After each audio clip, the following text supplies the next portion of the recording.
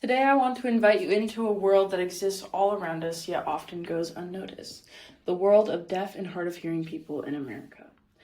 This community of 11 million Americans has a rich culture of unique language and a powerful history of resilience and advocacy. Being deaf isn't just about not hearing. It's about experiencing life in a different way, with its own customs, values, and ways of communicating. Let's start at the beginning.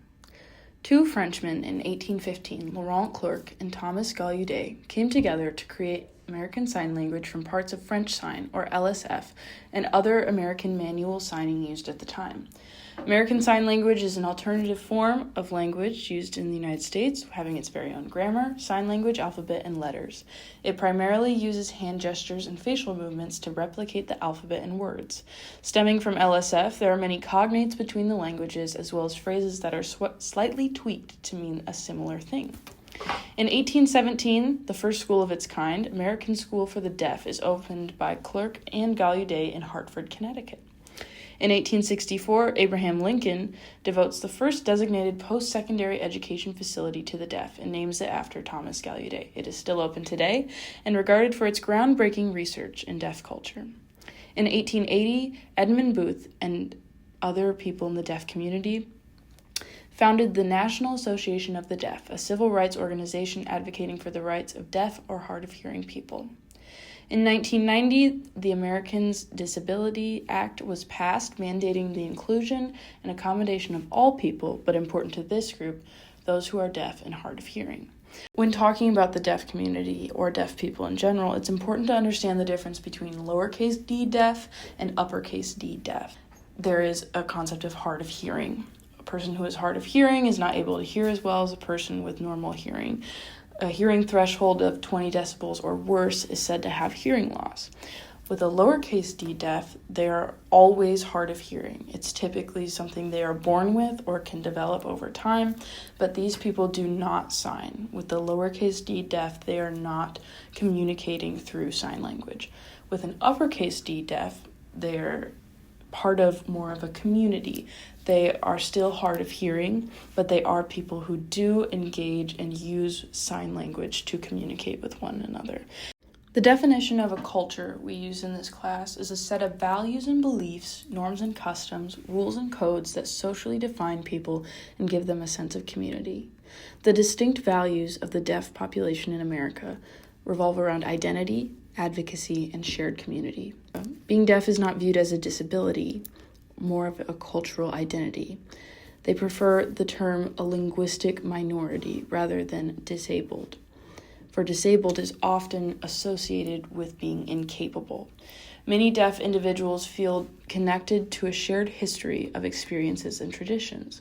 There's a strong sense of deaf pride in being part of a vibrant and expressive visual culture. Another important value is advocacy. The deaf community values equal access to education, media, public services, and workplaces. This includes things like captions, interpreters, and deaf-inclusive policies. Currently, only 48% of deaf people work. This is not for lack of trying by companies like Starbucks and McDonald's, but there is always more work to be done, including those who speak a different language and operate on a different level than we do.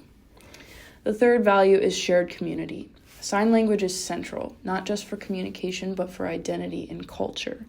The community emphasizes early access to sign language, especially for deaf children.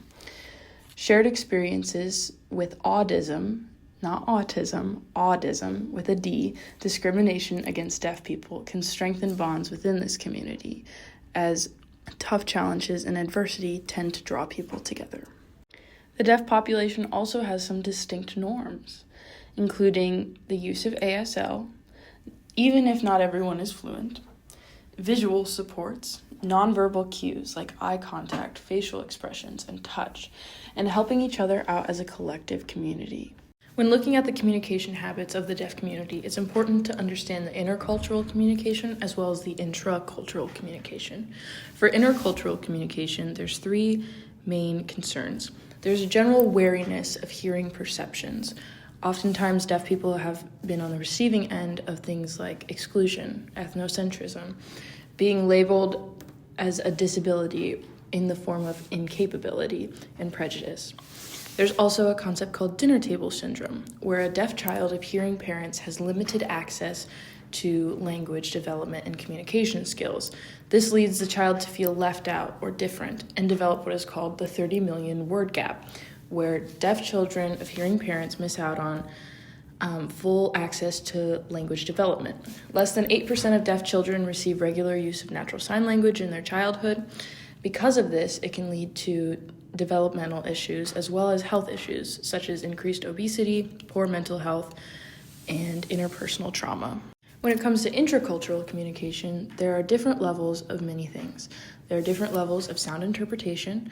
Not all people in the deaf community are completely without the ability to hear everything. So managing those different levels and catering to that can help increase communication effectiveness. There are different manual language uses as well. There's American Sign Language, Exact English Sign, which is using the grammatical and syntax systems from English into sign, Pidgin, Martha's Vineyard, and various others. Additionally, there are different dialects in between the signs.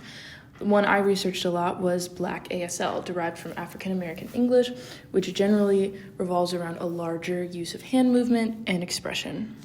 As we move forward, it's important to not just be aware of deaf culture, but to value it, to uplift deaf voices and support sign language access, and challenge the biases that still exist. In doing so, we don't just support the deaf community, we grow as a society that sees diversity as a strength.